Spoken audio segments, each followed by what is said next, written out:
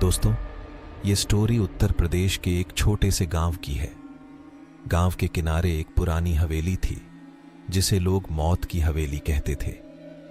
दोस्तों, एक बात आप लोगों को बताना है कि मैं भी कोई बेनाम चैनल जैसा पॉपुलर नहीं हूं, इसलिए मेरा स्टोरी कोई नहीं सुनता तो दोस्तों मेरा स्टोरी पूरा जरूर सुने और मुझे सपोर्ट करें। यह कहानी उत्तर प्रदेश के एक छोटे से गांव की है। गांव के किनारे एक पुरानी हवेली थी जिसे लोग भूतिया हवेली कहते थे। गांव वालों का मानना था कि इस हवेली में आत्माएं रहती हैं और रात के समय वहां से अजीब अजीब आवाजें आती हैं। एक दिन गांव के दो युवक राजू और मोहन ने सोचा कि वे इस हवेली में जाकर सच्चाई का पता लगाएंगे। गांव के बुजुर्गों ने उन्हें बहुत समझाया, लेकिन वे नहीं माने।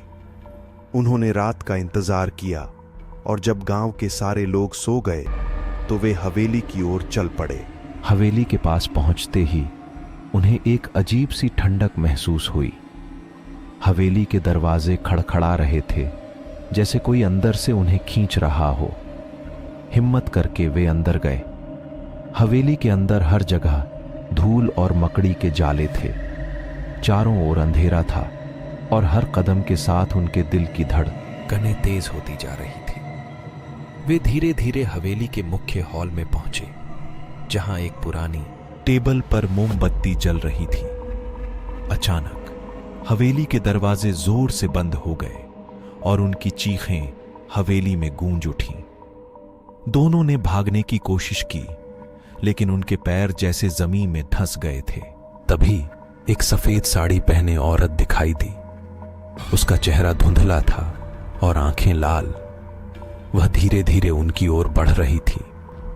राजू और मोहन की सांसें रुक गईं। उन्होंने जोर से चिल्लाना चाहा, लेकिन आवाज गले में ही अटक गई। वह औरत उनके करीब आकर रुक गई और धीमी आवाज में बोली, तुम्हें यहां नहीं आना चाहिए था। अब तुम यहां से कभी नहीं जा पाओगे। राजू और मोहन ने पूरी ताकत से अपने पैर हिलाए और दरवाजे की ओर दौड़े। किसी तरह दरवाजा खोलकर वे बाहर निकले और सीधे गांव की ओर भागे। जब वे गांव पहुंचे तो देखा कि उनके बाल सफेद हो चुके थे और चेहरों पर डर की लकीरें साफ दिखाई दे रही थीं।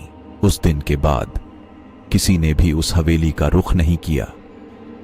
गांव वाले कहते हैं कि राजू और मोहन की उस रात के बाद से तबीयत खराब रहने लगी और कुछ ही महीनों में उनकी मौत हो गई।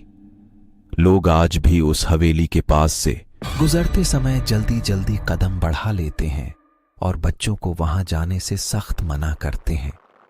इस भूतिया हवेली की कहानी आज भी उस गांव में डर और रहस्य का प्रतीक बनी हुई है।